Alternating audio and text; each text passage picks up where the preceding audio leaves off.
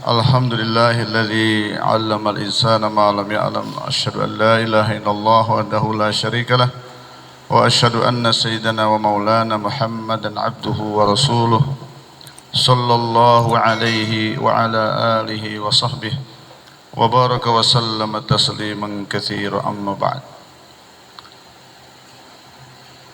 Hadirin para setidak dan para santri-santri sekalian, sebagaimana yang kita selalu dengar bimbingan dari para masyayikh, para ulama-ulama kita, bahwa khalifah adalah target diciptakannya manusia oleh Allah Subhanahu wa taala, sedangkan ibadah adalah jalan kehidupan yang harus dilalui oleh manusia untuk mencapai sifat khalifah.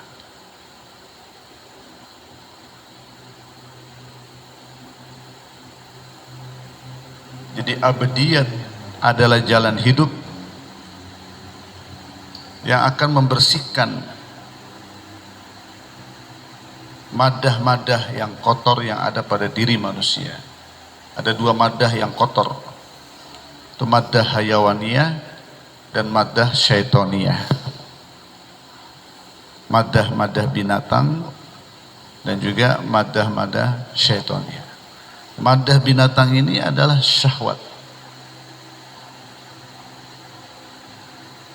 sedangkan madah syaitonnya ini adalah nafsu. Nah, ini akan mempengaruhi ruh manusia. Dia akan menjadi hijab antara manusia dengan Allah Subhanahu wa taala. Kalau ini mendominasi ruh, maka akan sulit wujud sifat-sifat yang mulia pada diri manusia, sehingga manusia tidak layak menjadi khalifah Allah.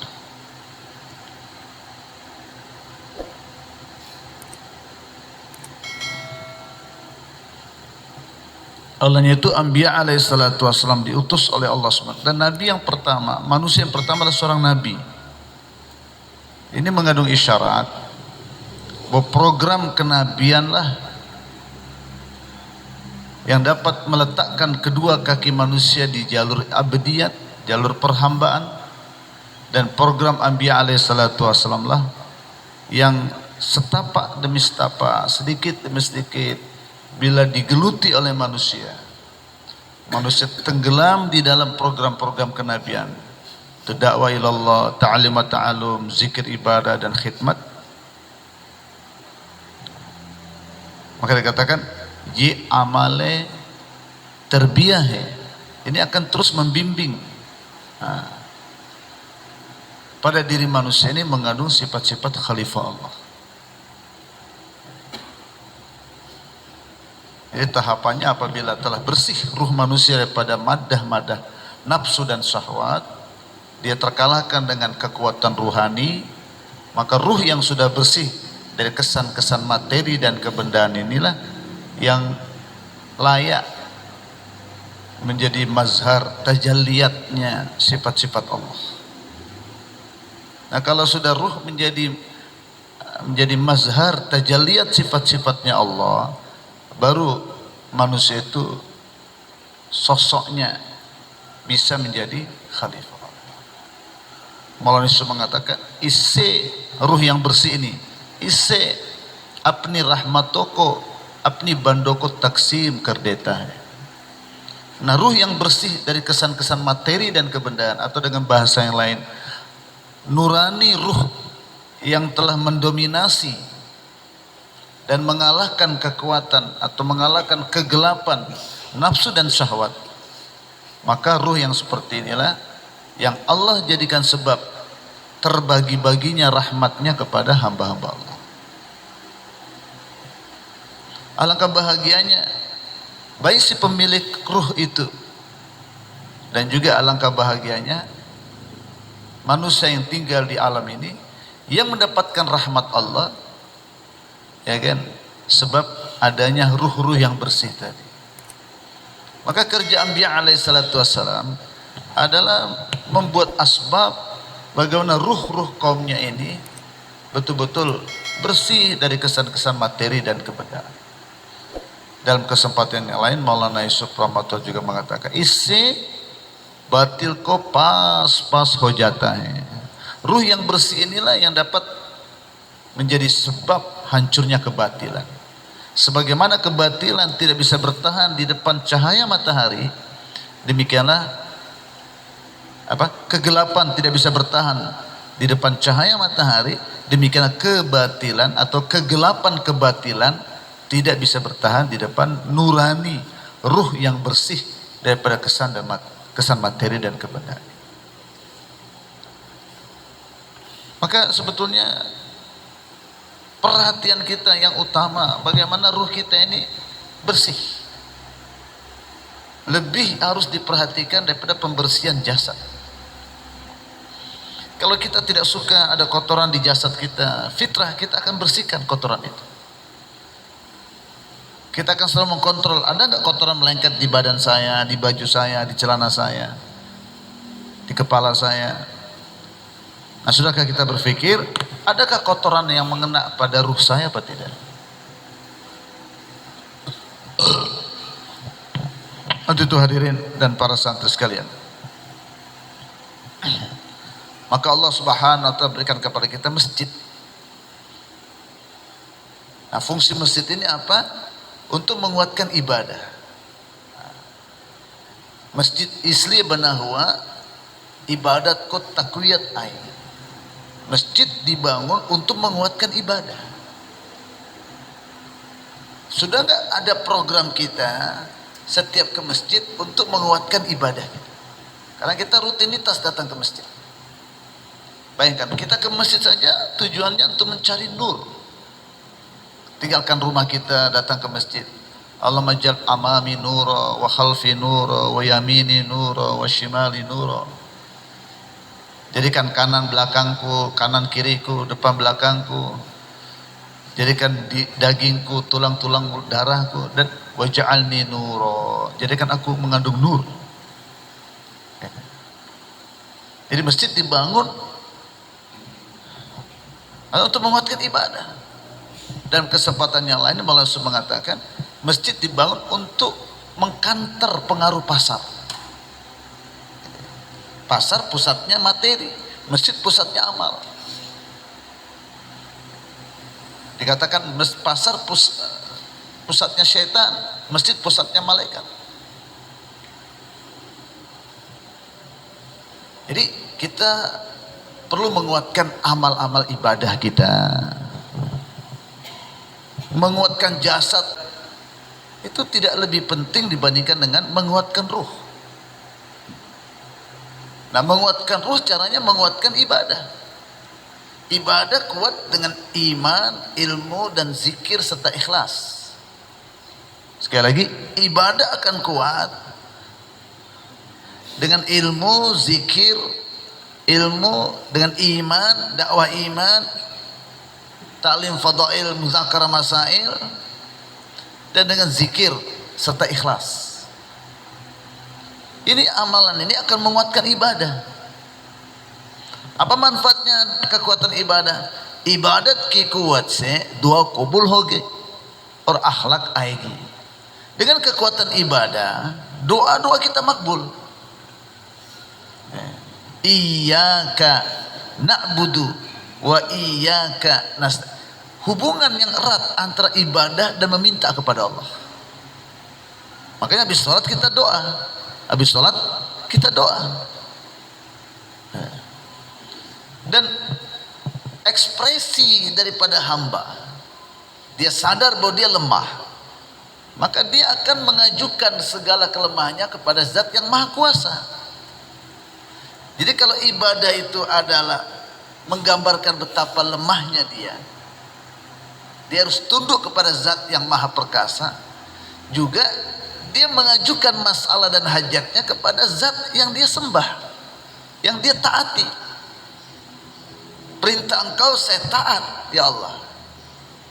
Tapi sebagai hamba lemah, punya hajat, punya masalah, dan itu saya ajukan kepada engkau ya Allah sebagai hambamu. Olehnya itu ibadah sudah layak untuk menguatkan ibadah, untuk menguatkan doa. Ibadat ki kuat se, dua kubul hoti. Kekuatan ibadah ini akan menyebabkan kekuatan doa. Jadi kalau kita ingin doa kita kuat, kuatkan ibadah. Kalau kita ingin ibadah kita kuat, hendaknya kuatkan dakwah, kuatkan ta'lim, kuatkan usaha atas zikir, kuatkan usaha atas tashihun niat. Masya Allah, jazakumullah khairan katsira.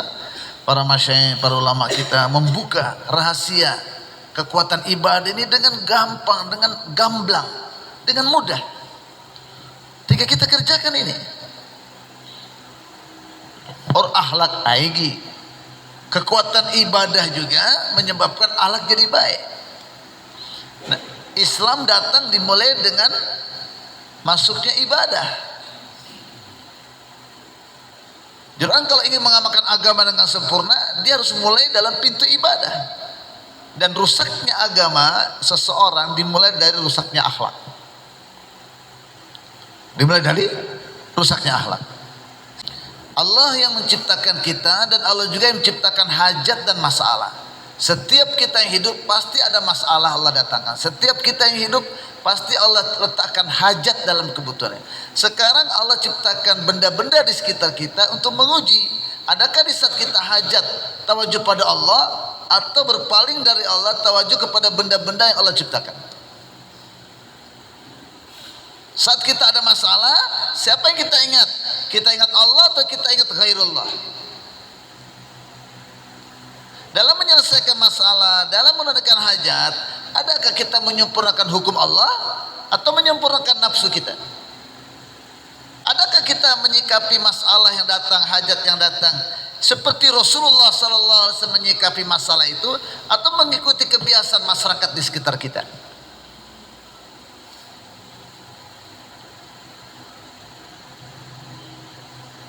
Kemarin dalam bayan juga ditegaskan, semua kita satu. Kalau ditanya, kamu mau selamat atau mau tidak selamat? Pasti jawabannya, pengen selamat. Tidak pengen tidak selamat. Kamu pengen untung atau rugi? Saya pengen untung, saya tidak mau rugi. Tapi semua rata-rata waktu ditanya, apa asbab yang kamu buat untuk mendapatkan keuntungan? Kamu pengen sehat atau sakit? Saya pengen sehat, saya menghindarkan diri dari penyakit. Nah, waktu ditanya, waktu sakit, apa yang kamu lakukan? Waktu kamu sakit, apa yang kamu kerjakan? Kamu pengen lapar atau kenyang? Saya pengen kenyang.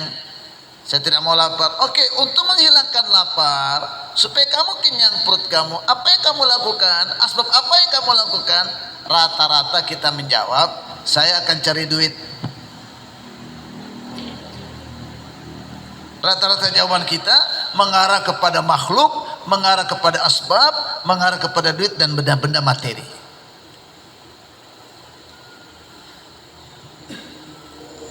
Padahal Allah Subhanahu wa taala jadikan benda-benda itu sebagai ujian untuk kita. Liyabluwakum ayyukum ahsanu amala. Wasta'inu bis-sabri wasalah. Fitrat kita, karena kita dibuat dari alam ini, saat kita lapar selalu terdorong kita untuk mengingat makanan. Saat kita haus selalu terdorong dalam diri ini ada da'iyah untuk mengingat air. Kebiasaan kita. Itu yang kita dengar, itu yang kita diskusikan, itu yang kita lihat. Sedangkan Quran menuntut kita untuk yakin kepada yang gaib, bukan yakin kepada yang nampak. Yu'minuna bil gaib. Untuk itu para asatidzah dan para santri sekarang, kita semua perlu belajar perkara ini.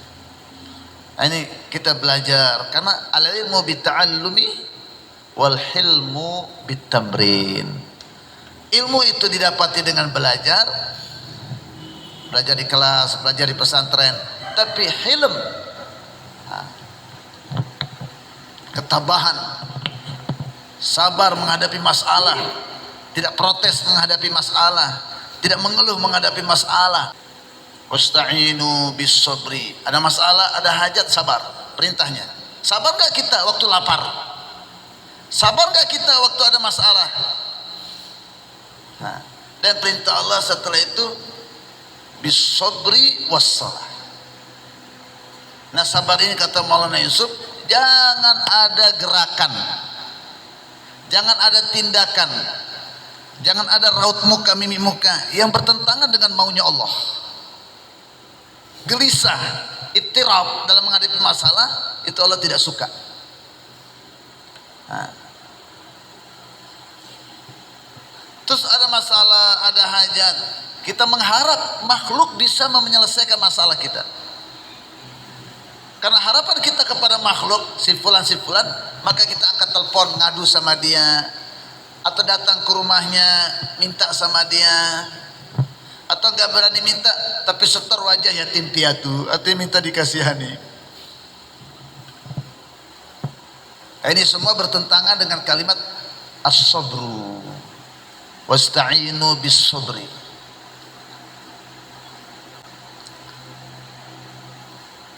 Itu hadirin dan para santri-santri sekalian, kemarin kita sudah sedikit muzakarah, dan ini semata-mata seperti kami mukadimahkan dengan perkataan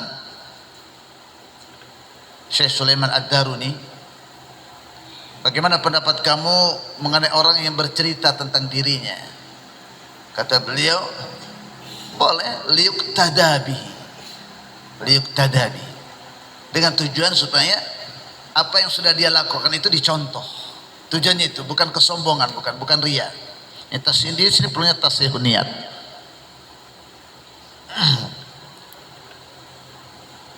Dan inilah yang dikatakan ta'alluq billah, ada hubungan dengan Allah. Hubungan kita dengan Allah, bukan dengan makhluk. Jadi ada apa-apa ngadu sama Allah. Dan lihat apa perintah Allah. Yang mana Allah berjanji kalau kita kerjakan perintah itu, Allah selesaikan masalah kita. Kalau kita kerjakan perintah ini, Allah tunaikan hajat kita. Yang selesaikan masalah Allah, yang tunaikan hajat Allah. Tugas hamba cari apa hukum Allah yang berhubungan dengan masalah ini. Dan lihat bagaimana Rasulullah SAW mengerjakannya, dan apa yang diajarkan Rasulullah, doa-doanya. Itu tugas kita. Doa bagi kita belum menjadi abadiyah. Doa belum menjadi perhambaan. Kalau doa menjadi perhambaan, setiap saat kita baca, kita hamba Allah. Dan doa belum kita jadikan sebagai salahiyah, sebagai senjata. Kita harus bawa senjata selama-lamanya. Setiap saat dan kadang musuh datang, setiap saat dan kadang kita ada kebutuhan untuk itu. Senjata kita bawa terus kemanapun kita berada. Alhamdulillah, Allah karuniakan kita sebilangan uang, yang mana uang itu alhamdulillah kita jadikan asbab untuk menyempurnakan utang tiket ke negeri seberang yang kita ceritakan lalu. Maka ada 100 sisa di tangan 1.500.000. Ada uang 1.500.000. Pertama kami bayar cuman 1,5 juta. Tiket harus dibayar 2,5 juta, tapi bayar dulu 1,5 juta. Sehingga ada uang 1 juta yang di tangan 500, 1,5 juta lebih kurang. Ini dipersiapkan untuk membeli tiket kapal. Rencana mau naik pesawat, tapi uang tidak ada. Adanya cukup untuk naik kapal. Bismillah naik kapal. 1,5 juta.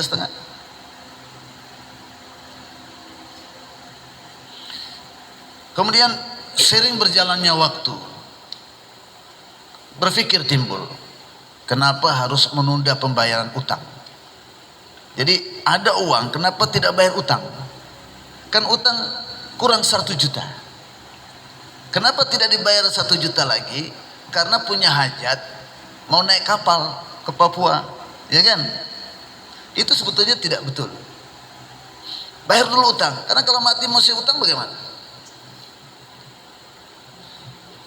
Dan perlu ditumbuhkan keyakinan bahwa yang sempurnakan utang itu Allah. Tanpa Allah kita nggak bisa menyempurnakan utang itu. Yang datangkan uang di kantong kita juga Allah.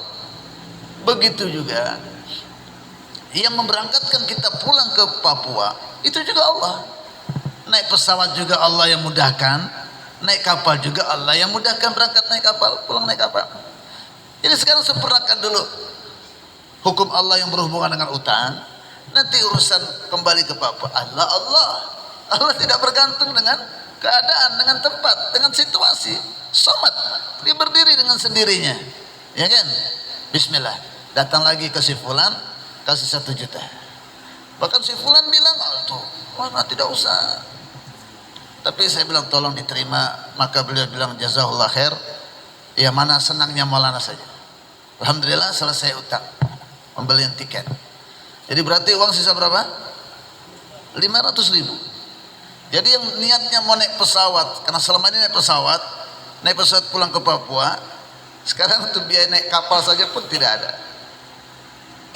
Alhamdulillah terdengar berita, satu sisi alhamdulillah ada kapal yang rencana mau kita naiki, itu pun sampai di Sorong saja, tidak sampai di Nabire. Kapalnya terbakar. Jadi masih di dermaga ini.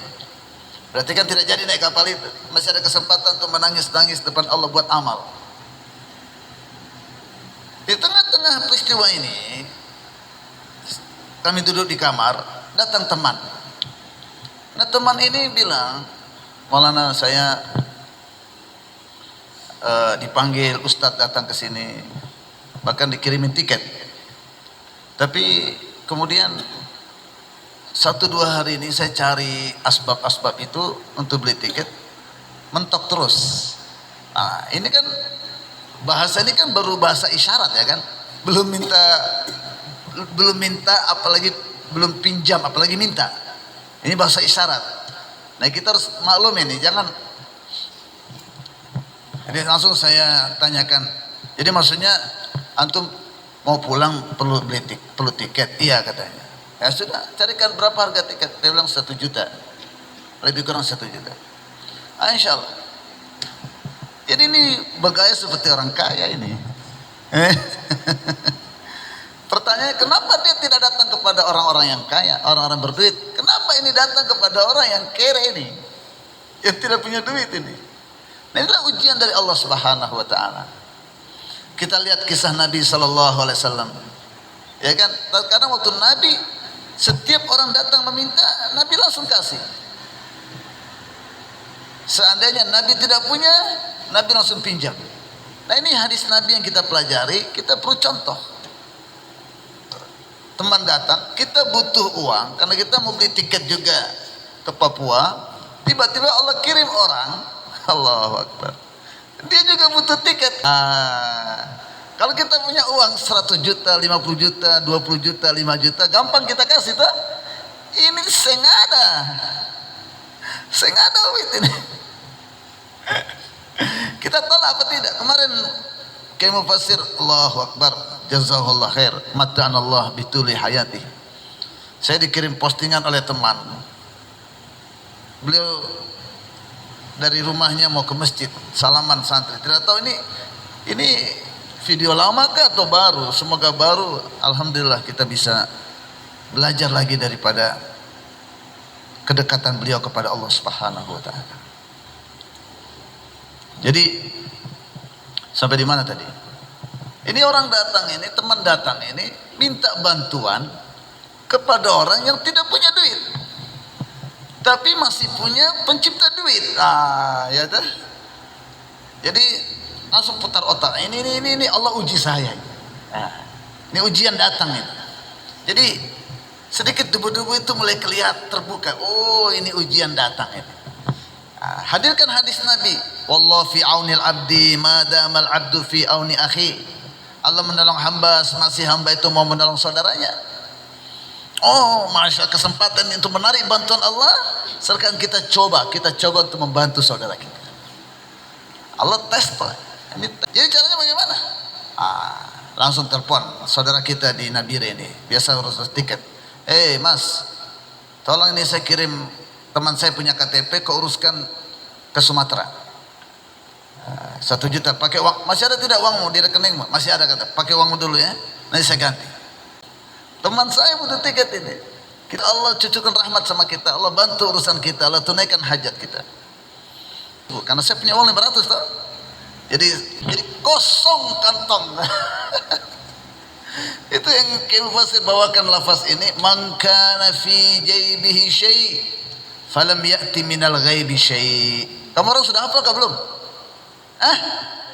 Sudah hafal kah belum? Ikuti. Man kana fi jaybihi syai' falam ya'ti minal ghaibi syai'. Man kana fi jaybihi syai'. Siapa yang di kantongnya masih ada sesuatu, alam ya'ti minal ghaibi syai', maka enggak akan datang dari arah gaib. Jadi kalau ingin melihat datangnya kudratullah, ingin melihat datangnya bantuan Allah yang gaib, kosongkan dulu yang ada di kantong ini. Jangan ada harapan dengan yang di kantong. Sudah tanya lagi teman yang urus tiket, bagaimana sudah selesai? Resinya ke dia, fotokopinya. Kalau tidak salah subuh atau malam kak, saya ketemu dia di WC, depan WC, saya kasih 500.000. Ini saudara, alias kirim 500, saya kirim 500, 1 juta selesai. Pesawatnya jam 6 pagi, jadi jam 3 malam kita carikan kendaraan. Teman kami, gimana? Saya punya teman ini mau naik pesawat ini malam jam 6 pagi. Jam berapa harusnya baiknya pergi? Ya, jam 3 begitu Maulana. Kamu siap antar dia? Siap Maulana. Kita atur kendaraan tuh dia. Malamnya kita kumpulkan orang-orang Papua. Usulan dari Zainuddin. Maulana mau berangkat ini, kita kumpul teman-teman, kasih nasihat-nasihat sedikit. Bukan nasihat lah, kita kumpul lah. Nah dalam pertemuan itu Maulana sempat ceritakan kisah ini. Tapi kisah yang pertama, yang kedua ini belum. Nah selesai dari pertemuan itu, satu orang jumpa Maulana. Kan sudah selesai itu tak? Teman itu berangkatnya jam 3 pagi. Ini malam, habis jam 10 malam kita kumpul. Sebetulnya Maulana mau istirahat, capek sekali. Dan saya sudah katakan sama teman-teman di Papua, sudah besok saja, saya capek ini. Tapi ada yang datang lagi ke tempat kami, aduh tidak tega lihat mereka ada tolak. Akhirnya kami buat pertemuan lebih kurang jam 10:30. Tak salah jam 10:30. 9:30 kan? 9:30 atau 10:30? 9:30 kan? Ya 9:30 ya. Selesai dari pertemuan itu, di belakang masjid saya tinggalkan majelis, ada satu teman bilang, Maulana kapan ke Papua? Saya lagi atur ini waktu yang tepat, nanti kalau sudah pasti kasih tahu Maulana ya. Saya bilang kenapa kah mau cepat-cepat? Ada yang kirim amanat untuk belikan tiket Maulana pulang. La ilaha illallah Muhammadur Rasulullah. Faiz, bukan tiket kapal, tiket pesawat. Coba lihat. Kalau mau cari uang lewat bisnis untuk dapat 3,5 juta, betapa lamanya. Tapi dengan kita bantu orang lain, kita bantu hajat saudara kita dengan sedekah, Allah cash berikan kepada kita. Ini sama sekali bukan menunjukkan kebolehan, tidak sama sekali. Justru ini menunjukkan kebolehan sedekah, kehebatan sedekah, kehebatan ithar, mendahulukan kepentingan orang lain. Di saat kita butuh, orang lain butuh, dahulukan orang lain. Maka Allah akan tanggung jawab untuk menyempurnakan hajat kita. Allahu Akbar. Terus ya nanti sudah besok saya beritahu, saya mau cek dulu. Besok ada lagi telepon. Ada lagi telepon bilang, Maulana kapan balik kah? Saya lagi dicek ini. Soalnya ini ada titipan ini untuk belikan tiket. Jadi ada 2 tiket disiapkan. Ada 2 tiket disiapkan untuk pulang ke Papua. Nah tidak mungkin 2 tiket kan? Saya bilang sama teman yang mau ikram ini, hakikatnya dari Allah.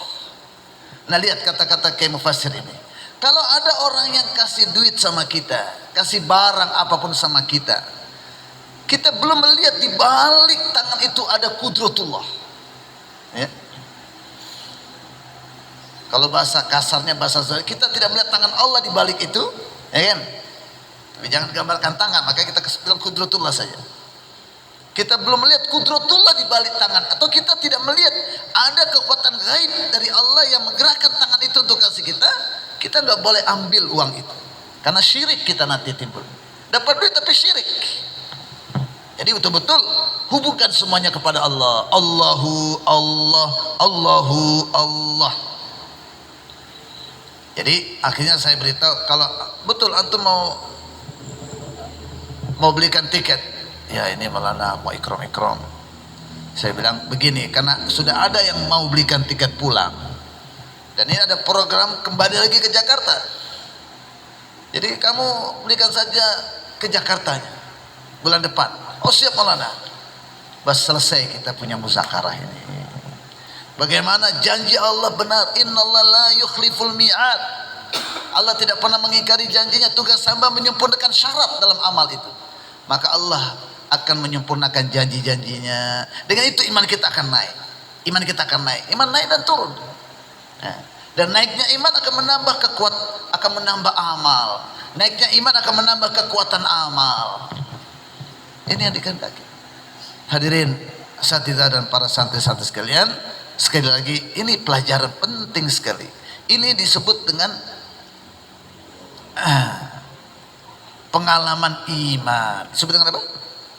Pengalaman iman. Kita perlu latih, diletakkan diri kita, harta kita dalam janji-janji Allah Subhanahu wa taala. Kita lihat bagaimana janji Allah di depan mata kita, Bapak. Cuma syarat satu. Jangan ada harapan kepada makhluk. Jangan ada sedikit pun ketergantungan kepada makhluk. Dan jangan ucapkan dengan mulut kita, saya minta dong. Terakhir utang. Tapi betul-betul niat untuk membayar utang itu. Utang sunnah, membayar utang wajib. Niat menghidupkan dua amr sunnah dan amr wajib. Dalam setiap saat dan keadaan, sempurnakan hukum. Itulah kejayaan kita. Walaupun secara zahir kelihatannya tidak terpenuhi hajat kita, tapi kalau kita sudah sempurnakan hukum, itulah kejayaan. Terpenuhi atau tidak terpenuhi hajat kita, masalah kita hilang atau belum hilang, tapi kalau kita sudah sempurnakan maunya Allah dengan cara yang dicontohkan dari Rasulullah sallallahu alaihi wasallam, itulah kunci kesuksesan. Wafaqanallahu wa iyyakum lima yuhibbu wa yarda. Semoga Allah berikan saya dan kalian semua taufik dan hidayah untuk selalu dalam setiap saat dan keadaan mengikuti apa yang dimaui oleh Allah Subhanahu wa taala. Wallahu qadir ala dzalika wa huwa ala kulli syai'in qadir. Wassalamu alaikum warahmatullahi wabarakatuh.